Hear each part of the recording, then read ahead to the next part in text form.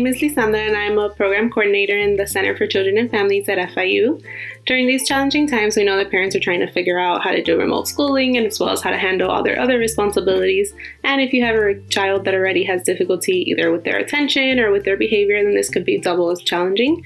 So we wanted to go ahead and give you some tips and some strategies that hopefully can be helpful to you. Create a schedule. During times of uncertainty, it's really important for kids to have a sense of consistency and to be able to anticipate what's going to happen next. In school, they do have already a schedule in place where they will go to lunch. They know when they're going to go to their different academic periods, when they're going to have recess. And we want to create something similar to that at home so they can know when things are going to happen.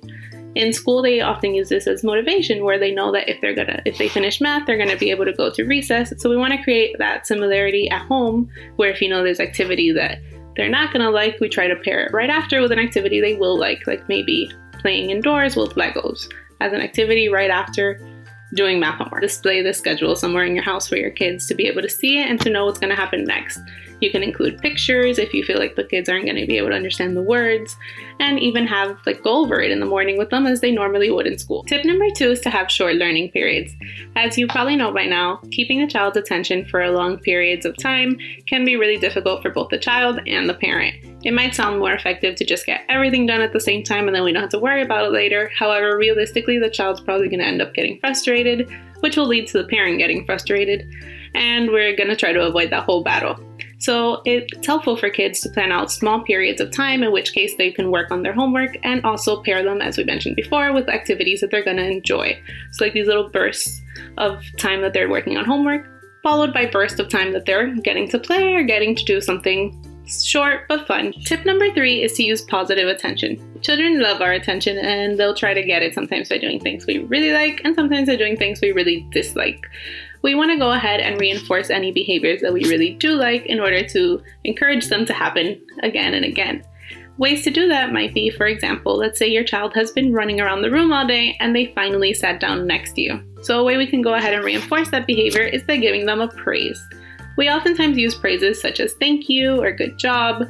However, those can be a little bit more confusing for them as unlabeled phrases because they don't really know what you're thanking them for. So sometimes they might be able to figure it out, but we want to make sure that we're reinforcing a behavior we liked.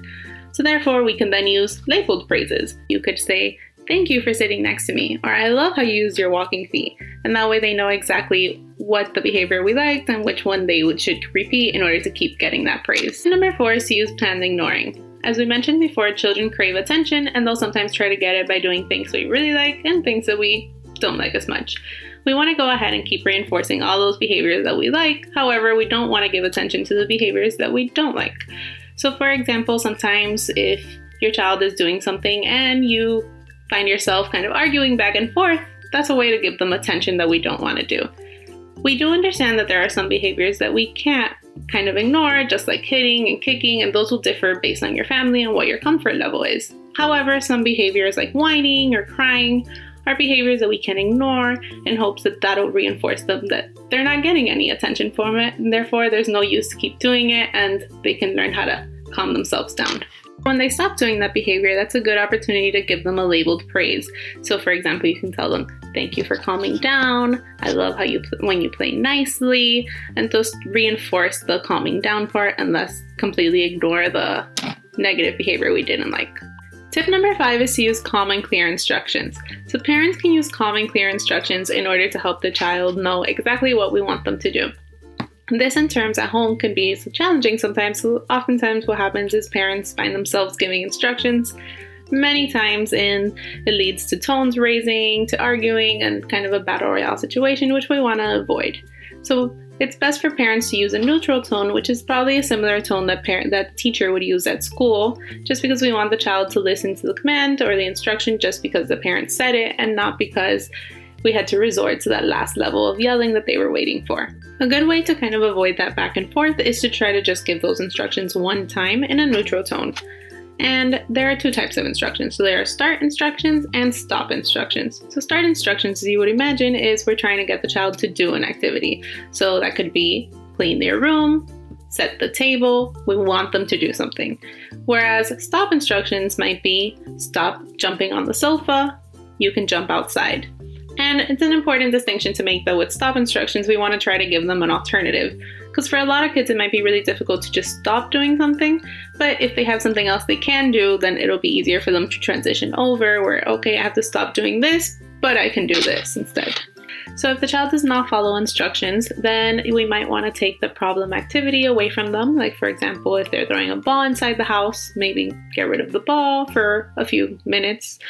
Or you can take them out of the activity, so we can set them aside and just have them set that time away from the ball.